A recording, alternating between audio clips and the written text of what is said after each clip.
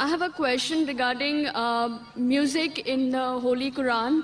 Is it mentioned anywhere in the Holy Quran that listening to music, I'm not saying watching music, but listening to music is haram? And if it is so, Mr. Bismillah Khan, ایک مشہور فنکار ہیں, he has an argument with someone that listening to music is very soulful and relaxing to the soul. So if you could please defend or have an argument about this, that how is listening to music haram? Thank you very much. بہن نے سوال کیا ہے کہ قرآن میں کوئی آیت ہے جس میں لکھا ہے کہ میوزک حرام ہے. قرآن میں لکھا ہے اطیعوا اللہ اطیعوا الرسول, obey Allah obey the message, Allah کی بات مانو, اللہ کے رسول کی بات مانو.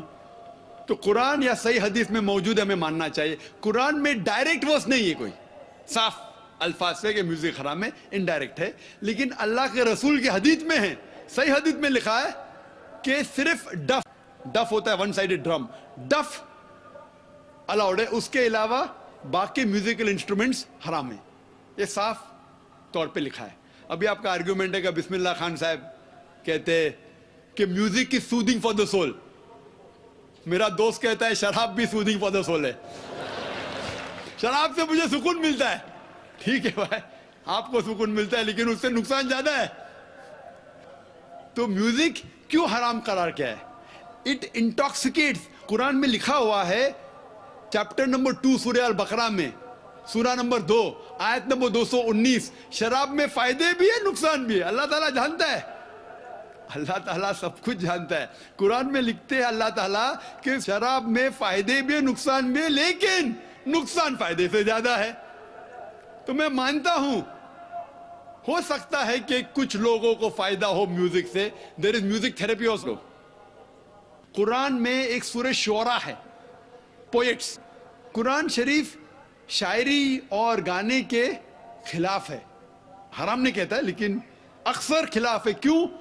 جب ہم شعر شاعری کرتے ہیں اکثر اتنی شعر شاعری کرتے ہیں کہ شرک کی طرف جاتے ہیں. میں اگر راجا کی تعریف کر رہا ہوں, اتنی تعریف کرتا ہوں کہ اس کو خدا سے ملا لیتا ہوں. کچھ لوگ نعت پڑھتے محمد صلی اللہ علیہ وسلم کے بارے میں, نعت پڑھنا اچھی بات ہے, بہک جاتے اس کو اللہ سے ملا دیتے ہیں, وہ بھی حرام ہے. کہتے میں نے ایک عرب دیکھا بنا عین کا. عرب دیکھا بنا عین کا مطلب رب کو دیکھا. محمد صلی اللہ علیہ وسلم کو اللہ سے ملانا بھی حرام ہے. عیسیٰ علیہ السلام کو تو ملائے بھی حرام ہے, محمد صلی اللہ علیہ وسلم کو بھی. ہم ان سے پیار کرتے ہیں, محبت کرتے ہیں, لیکن اللہ سے نہیں ملا سکتے. اسی لیے 5 بار آذان میں ہم سنتے ہیں لا الہ الا اللہ محمد رسول اللہ.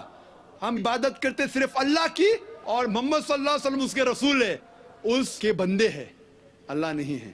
تو بسم اللہ خان جو کہتے ہیں ہو سکتا ہے کہ کس کو سکون پہنچتا ہوگا, لیکن جب ہم میوزک لیتے اکثر کیا ہوتا ہے میوزک کے اندر ایک انسان بہک جاتا ہے. ہم گانے سنتے نا, وہ ہیرو ہیروئن سے کہتا ہے کہ میں تمہارے لیے چاند توڑ کے لے کے آؤں گا, ستارے توڑ کے لے کے آؤں گا.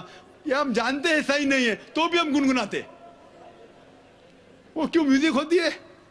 ہم جانتے کون چاند یا تارے توڑ کے لے کے آ سکتا ہے. ہم جانتے کتنے الفاظ ہم جب سنتے یہ گانے کے بکواس ہے, لیکن پھر بھی گنگناتے. نہیں سننا چاہتے تو بھی سنتے. گھر کے باہر بونگا لگا ہے 1 2 3, کیا 1 2 3,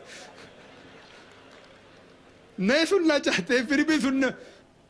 تو میوزک میں کیا ہوتا ہے کہ میوزک کبھی کبھی من کو بہا لیتا ہے. صحیح کہہ رہے بسم اللہ صاحب, اتنا بہا لے جاتا ہے کہ شرک بھی کرتے تو ہم کہتے صحیح ہے, ہم اسلام سے دور جاتے پھر بھی اسے گنگناتے. اسی لیے اسلام میں میوزک جو آپ کو غلط جگہ پہ لے کے جاتا ہے, ڈف کے علاوہ باقی سب انسٹرومنٹس اسلام میں حرام ہیں.